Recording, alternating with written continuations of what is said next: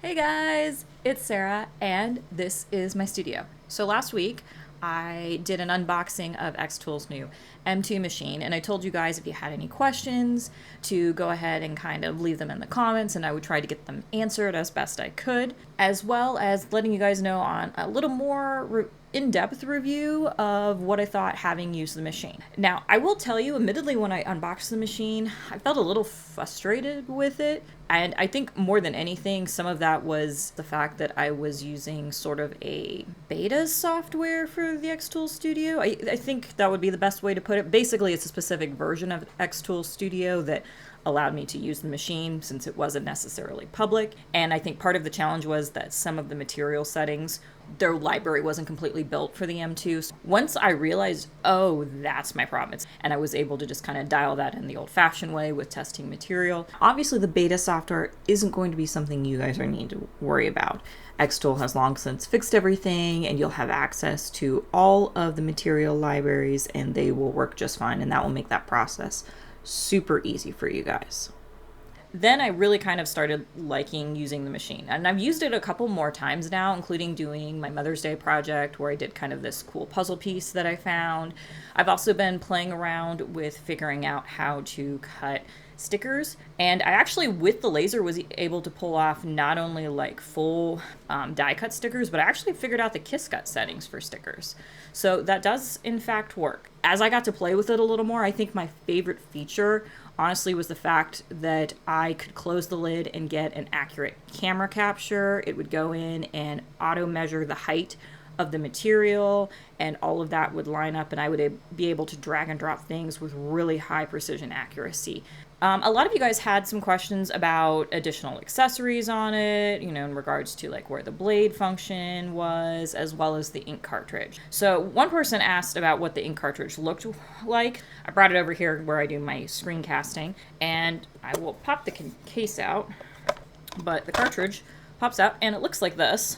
CMYK cartridge, and these are not refillable. They can be purchased through XTool. They didn't list what the cost is. I do know that each color has about 40 milliliters of ink. I think it said you could print, I want to say, let me look it up. Yeah, looking back on my instructions, the ink cartridge can print up to 400 pages of like standard size. It is, by the way, a water-based ink, which is typical of most printing ink. I mean, my Epson 8500 that I print my stickers in is also a water-based ink.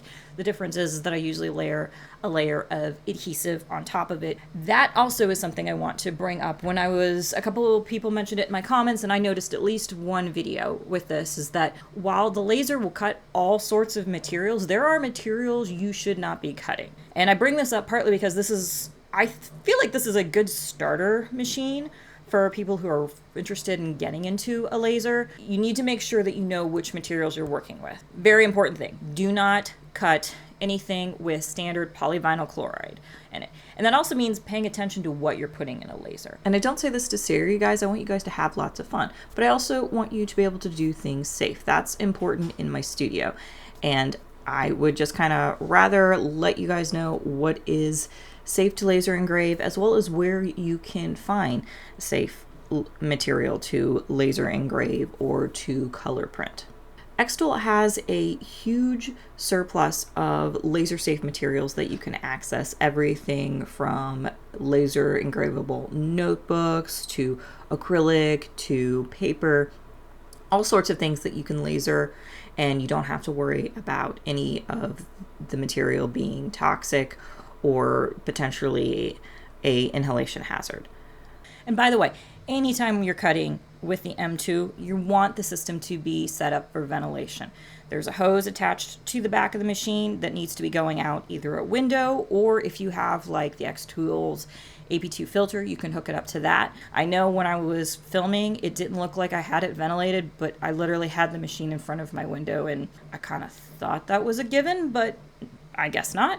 I promise you, I don't cut anything without stuff being ventilated outside. I take that very seriously. A couple other people asked, is there going to be like a honeycomb accessory available for purchase? And the answer is yes, there will be a honeycomb accessory available. And then in terms of a blade module, I also asked about that, and the answer that I got was they did not release a blade module this time because the machine uses laser cutting instead.